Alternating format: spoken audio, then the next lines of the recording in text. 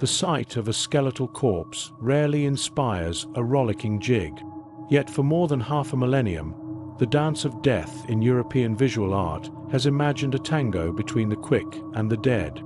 Alison C. Meyer tracks the motif's evolution across history, discovering how, through times of disease, war, and economic inequality, printmaking offered a means to both critique social ills and reflect upon new forms of human devastation. Our Mortal Waltz, The Dance of Death Across Centuries, by Alison C. Meyer. In the trenches on the Western Front of World War I, British artist Percy Smith experienced firsthand the new violence of modern warfare. While serving as a gunner with the Royal Marine Artillery, he covertly sketched the shattered trees and ravaged earth between the trenches, as well as the bodies of soldiers left where they fell in this no-man's land. Later, Smith made a portfolio of 7 etchings, repurposing a centuries-old visual allegory to convey the horrors of the battlefield. In each scene of the Dance of Death, 1914 to 1918, a skeletal figure wrapped in a shroud lurks among the soldiers, marching alongside their columns and pondering the wrecked landscape of trenches and barbed wire. By the final print, Death Intoxicated, death is exultant in the bloodshed. With bony arms raised, it casts off its shroud and dances across the battlefield, where men in gas masks with bayonets charge toward their fate. Smith was far from the first artist to use the dance of death to account for the toll of mass casualties. This specific allegory of mortality dates back to medieval Europe. More than a memento mori, a form that reminds an individual of their impending expiration, the dance of dance often stresses the mass threats to life in a particular era. This is perhaps why printmaking, which allows for faster and wider distribution than painting in response to unfolding events, has frequently been a preferred medium for the dance. Across more than half a millennium, artists have turned to the mass production possibilities of printing to rapidly share updated versions of this ghoulish waltz that reflect the harrowing circumstances of their historical moment. Scholars usually cite a 1424-25 mural painted in the Cimetière des Innocents in Paris as the earliest known visual depiction of the Dance of Death, although the allegory had previously appeared in medieval plays. It was painted in the alcoves of the cemetery's charnel house, but the cemetery of the 15th century was not the somber graveyard we might imagine.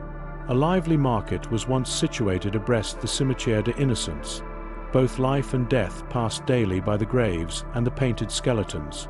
The thin borders between this marketplace and cemetery echoed the mortal chain that would become the dance's leitmotif.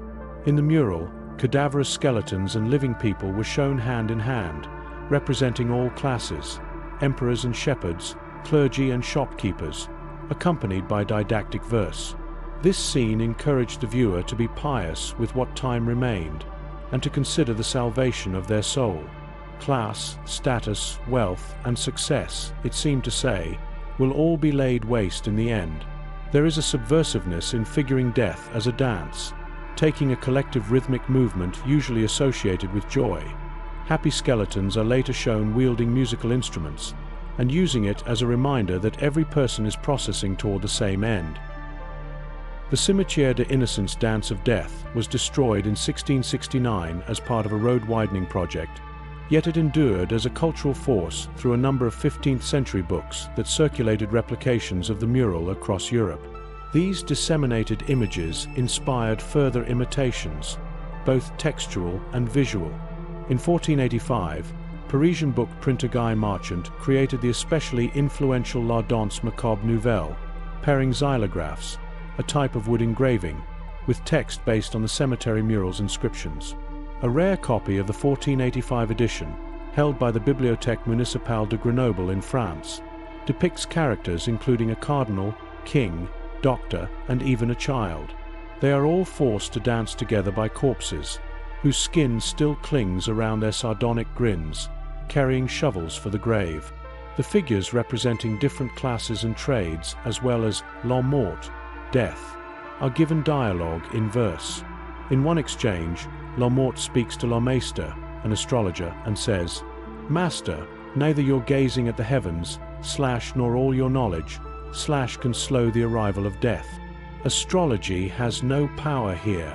Lomeister woefully replies, neither my knowledge nor my degrees / can give me resources / for now I deeply regret / dying in confusion.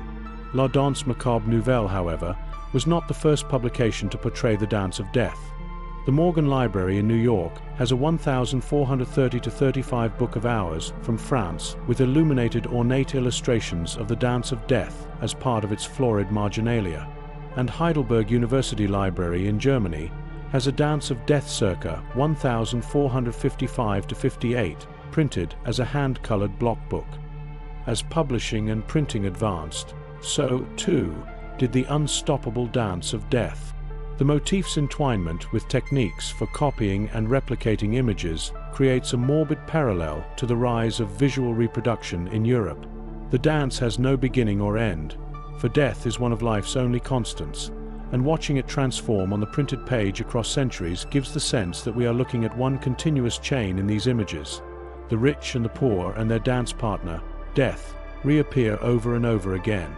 Yet even printers and their presses get folded into the dance of death tableaus, as if the preservation offered by texts and images is just a temporary way of staving off the inevitable. The earliest depiction of a printing shop and press is thought to be a 1499 Dance of Death, published in Lyon by Matthias Huss, which survives, for now, in 2 known copies. Amid the usual conga line of doomed souls, we find a scene of 3 animated corpses pulling away the bookseller, pressman, and typesetter from their tasks. The enmeshment of death and printing innovation continued into 1790, when an edition of Marchant's work, translated into Latin, became one of the earliest books to have a title page that includes a printer, publisher, and date. Unlike the procession of flat medieval figures, by the 16th century, the Dance of Death had gained depth and settings that better represented contemporary Europe, with all its inequalities and imbalances of power. The impact of the Italian Renaissance on the rise of perspective and realism in art over the 15th and 16th centuries is well known, influencing representational forms in all media. This included printmaking, where a new interest in naturalism, conveyed through detailed shading and the delicate carving of woodblocks, led to a dance that was more graphic and complex. Major economic growth, where wealth generated by increasingly international commerce could soar but also plummet as financial crashes punctuated the decades, left many behind, with class divisions even more visible as population booms led to burgeoning cities where the poor and the rich often lived closer together than before. The Dance of Death could highlight the vanity of the rich and the futility of the system that elevated their station. Posh and pauper alike meet their reaper at the end. German artist and printmaker Hans Holbein, the younger, reimagined the dance with a new spirit of social commentary that responded to this age. His Dance of Death, made with block cutter Hans Lutzelberger between 1523 and 1526, changed the way the motif would be interpreted by the artists who followed. In these scenes, the living and dead are no longer dancing together, and instead, death intrudes on the activities of daily life. Death is a mischievous skeleton that taps the clergyman from behind his pulpit with an hourglass in hand, dances in a jester costume before the Queen, and pounds the drum in the noblewoman's path. Holbein's dance was not published until 1538 in Lyon, following Lutzelberger's own death 12 years before, as Les Simulacres and Histories Faces de la Mort. Its swift popularity led to reprints, copies, and imitations in the decades that followed, such as an early 17th century Dance of Death by German engraver Eberhard Kieser. He added decorative flourishes and borders of cut flowers that further emphasized the ephemerality of life. While engraving requires specialized skill and knowledge, the rise of etching allowed artists to draw directly with needles on a wax or varnish-covered plate, which was incised with acid before printing. This new accessibility allowed the Dance of Death to take on novel, visceral forms that meditated on the epidemics, war, and short life expectancies that made the medieval theme continually relevant. Italian printmaker Stefano della Bella's 1648 Death Carrying Off a Child, for example, part of his The Five Death series of etchings, employed the Cimetière des Innocents in Paris as its setting. By this time, There were print shops on the ground floor of the charnel house. The reproduction of texts and images kept its own pace alongside the turnover of life in the graveyard. He personified death in these Baroque images as ruthless and terrifying. The gaunt corpse with a child on its back opens its mouth in a horrific scream as life and death go on without pause in the vividly depicted cemetery behind them. By the end of the 18th century, there was a return to some of the satirical humor found in Holbein. Significantly, death in this era rarely appears as a fetid corpse and instead is usually a clean skeleton. The actual mortal decay of the human body is distant from these dances. Freund Heinz Erstchenungen in Holbein's Manier by Johann Karl August Musaus, illustrated by Johann Rudolf Schellenberg and printed by Heinrich Steiner in Switzerland in 1785, has etchings imbued with a sharp wit.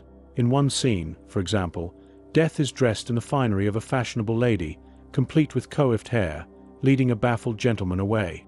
Although Holbein is referenced in the book's title, the publication focuses less on the dynamics of social class and more on the inevitability of death. In scenes of contemporary Enlightenment life, death stalks into the collector's Wunderkammer, where a crocodile hangs overhead, as well as a scholar's study, toppling his shelf of books, while the explosion of a newly invented hot air balloon brings its riders down to earth. The most playful dance to be printed in the 19th century was English artist Thomas Rowlandson's illustrations for the English Dance of Death, 1816. The aquatints colorfully depict death as a cartoonish character, startling people with unfortunate and often wryly depicted fates. People line up at the apothecary for cures brewed by a skeleton with slow poison. An anatomist is stopped from dissecting a corpse by death itself barging in. As with many of the medieval depictions of death's dance, these images are accompanied with verse, here written by the poet William Coombe. Take, for example, a scene of people enjoying a snowy day of ice skating sent into chaos by a gliding skeleton. On the frail ice, the whirring skate becomes an instrument of fate. By this time, there was a wide diversity of available printmaking techniques in Europe that further increased the speed of production and dissemination.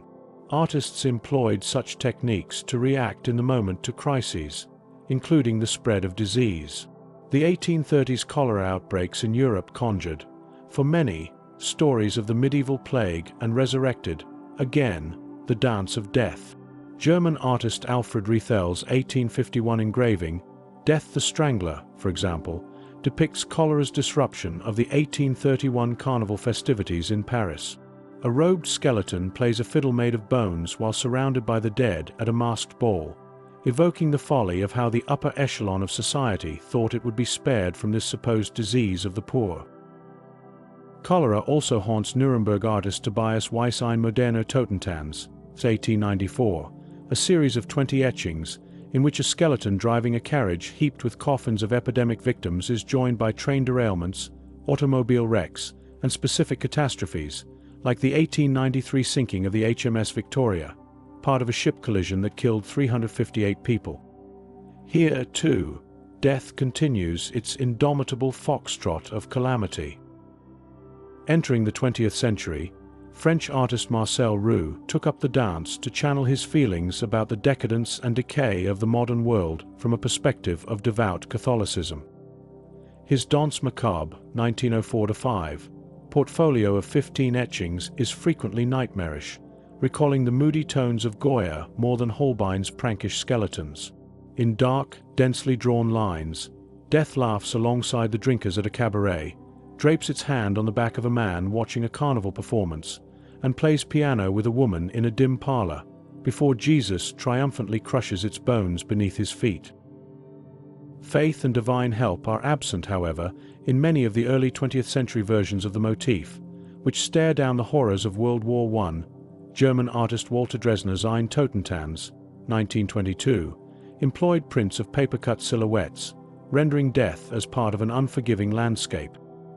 His ghastly skeletal figure is hiding everywhere, below a broken train bridge, in a pond holding up a flower to two children, and is a colossus, not bothering to hide, taking down airplanes with a tap of its finger and tearing apart the masts of ships with its hands.